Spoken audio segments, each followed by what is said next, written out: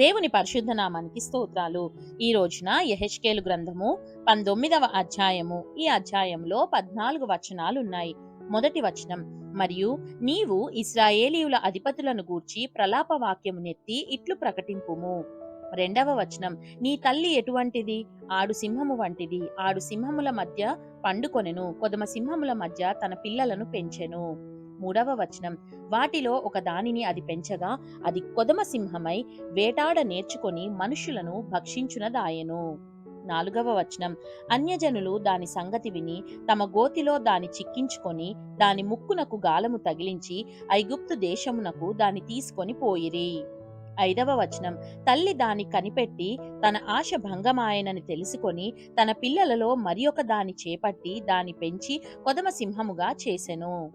ఆరవ వచనం, ఇదియు కొదమ సింహమై కొదమ సింహములతో కూడా తిరుగులాడి వేటాడ నేర్చుకొని మనుషులను భక్షించునదై. ఏడవ వచనం, వారి నగరులను అవమానపరచి వారి పట్టణములను పాడు చేసెను. దాని గర్జన ధ్వనికి దేశమును అందులోనున్న సమస్తమును పాడాయెను. ఎనిమిదవ వచనం, నలుదిక్కుల దేశపు జనులందరూ దాని పట్టుకొనుటకు పొంచియుండి ఉరి నొగ్గగా అది వారి గోతిలో చిక్కెను. పదవ వచనం, అప్పుడు వారు దాని ముక్కునకు గాలము తగిలించి దానిని బోనులో పెట్టి బబులోను రాజునొద్దకు తీసుకొని పోయి అతనికి అప్పగించిరి. దాని గర్జనము ఇశ్రాయేలీయుల పర్వతముల మీద ఎన్నటికినీ వినబడకుండునట్లు వారు దానిని గట్టి స్థలమందుంచిరి. 10వ వచనం, మరియు నీకు క్షేమము కలిగియుండగా నీ తల్లి ఫలభరితమై తీగలతో నిండియుండి విస్తారమైన జలముల దగ్గర నాటబడిన ద్రాక్షావల్లి వలె నుండెను.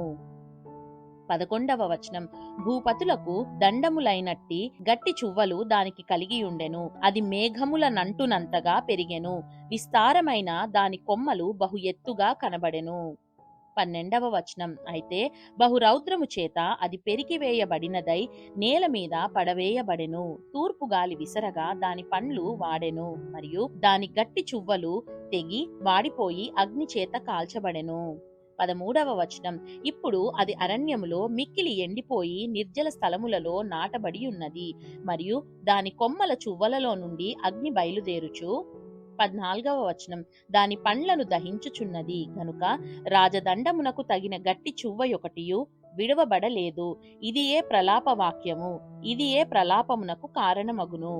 దేవుడు చదవబడిన పరిశుద్ధ వాక్యాన్ని మనందరి వినికిడిలో దీవించి మనల్ని ఆశీర్వదించునుగాక. ఆమేన్.